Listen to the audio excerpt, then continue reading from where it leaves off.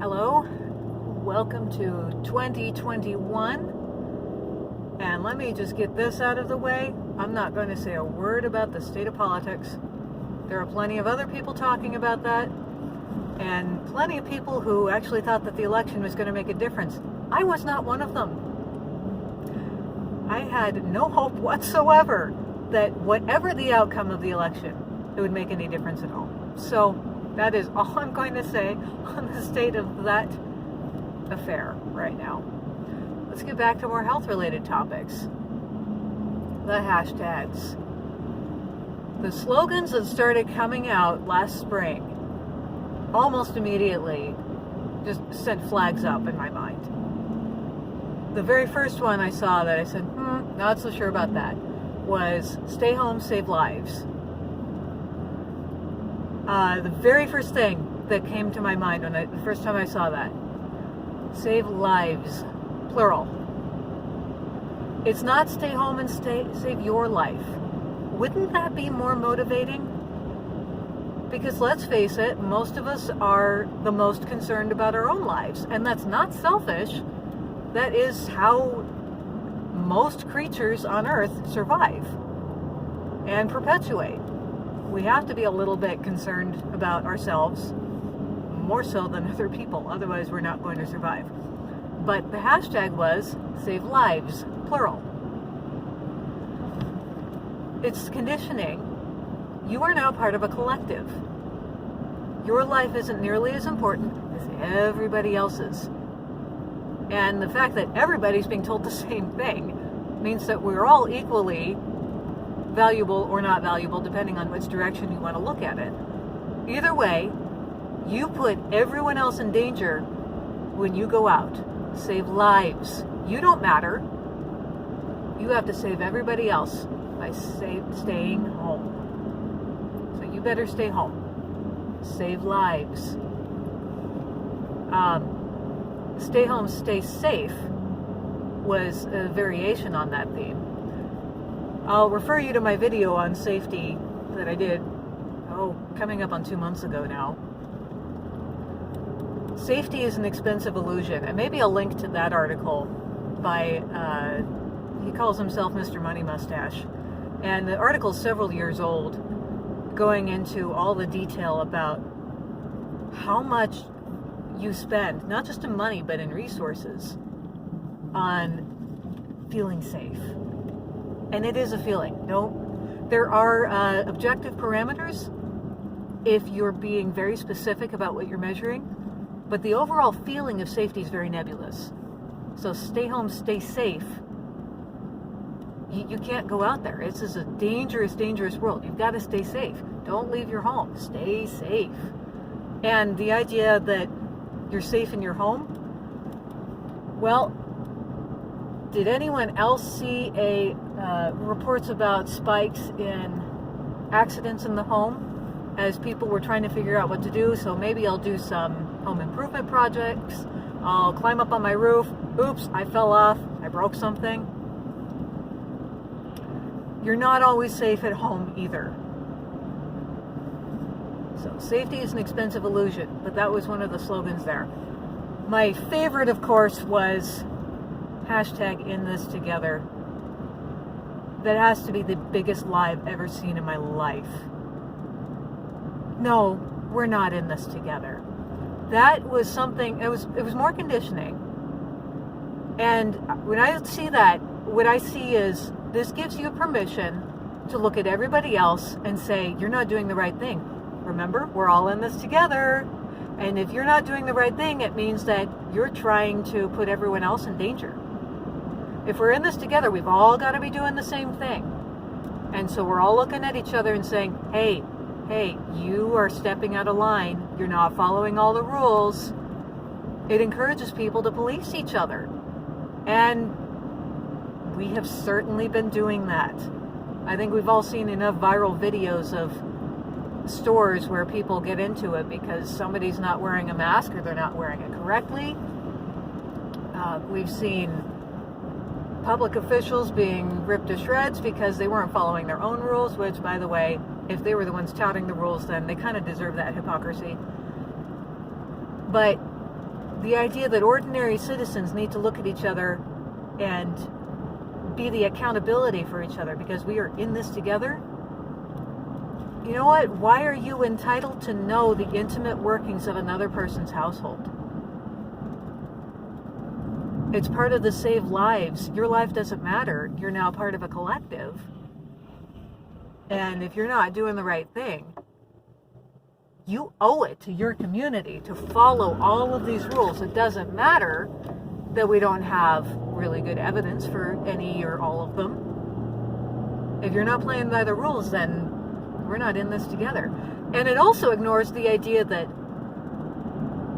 the things that have happened affect people differently. I know lots of people who have a guaranteed income and kind of their lives were affected minimally. And I know other people who lost their businesses. How are we in this together when economically we're affected differently?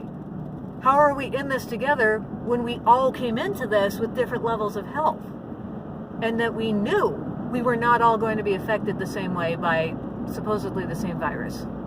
And as I mentioned before, it was not a mystery even at the beginning who the most vulnerable people were. We knew it was elderly. We knew it was people with prior complications with their immune systems. We knew it was not children. We knew it was not young adults. How are we in this together if we're not going to be affected to the same degree?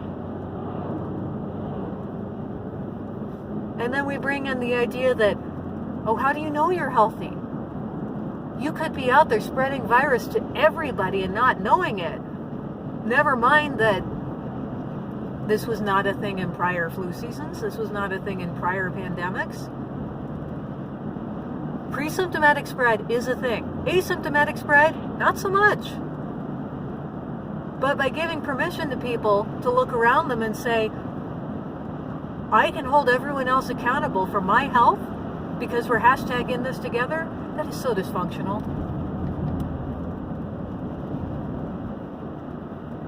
The only person you have control over is you. And even then, that's a little bit questionable. So that one is my simultaneous favorite and least favorite of the slogans, because I think it does the most damage.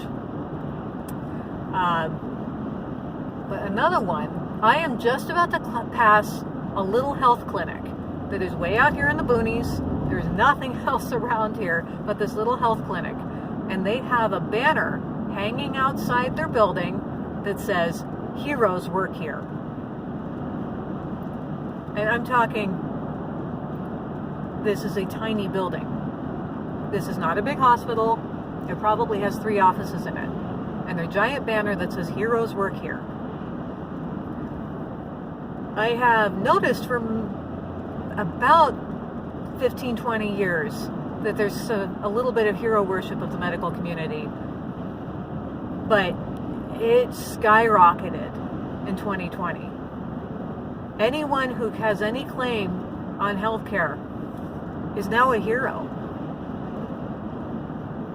And we need to put them at top priority in society because they're putting their lives on the line. Now, not saying that there aren't people putting themselves at risk by working on the COVID wards. That little clinic back there, they're not working the COVID wards. They're a little family practice clinic. Did they hang up that banner themselves? Doesn't that sound a little bit arrogant to say, look, I'm a hero, I'm hanging up this banner on my own office building to say that heroes work here?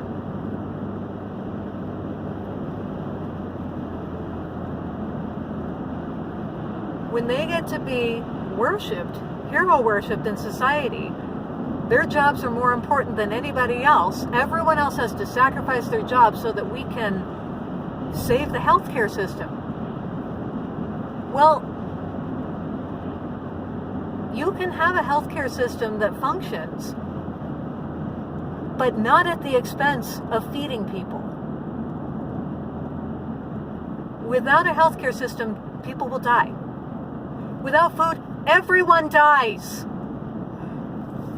Without people producing and distributing food, everyone dies. And when we put the healthcare system at the top of the food chain, so to speak, and say these are the heroes of society, nobody else counts, you're going to put them at the ahead of anyone else who's just trying to feed themselves. Because we have to save the healthcare system. No, I cannot get behind that. Thank you for your service, but if you call yourself a hero, I'm not going to go along with that. And related, the last one I'm going to touch on, the one time I walked into a school building this year, it was an elementary school in my town, and there were cartoons, little cartoon figures up on the wall, and these were shapes, they weren't people. So like a cartoon star or a cartoon flower, and they had faces on them, except the faces were wearing masks. And underneath it said, "Heroes wear masks." Elementary school.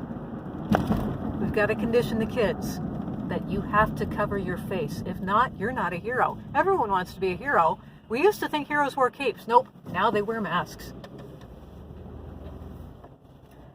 Social conditioning. Now, I think the utility of that is pretty obvious, because it's hard for kids to do this. It's hard for kids to do something so counterintuitive like obstructing their own breathing. So if they get this reminder, you're a hero, even if you're struggling with it, that makes you a hero.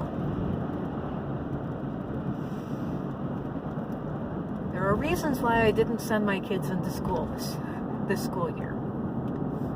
And that level of propaganda is pretty much at the top.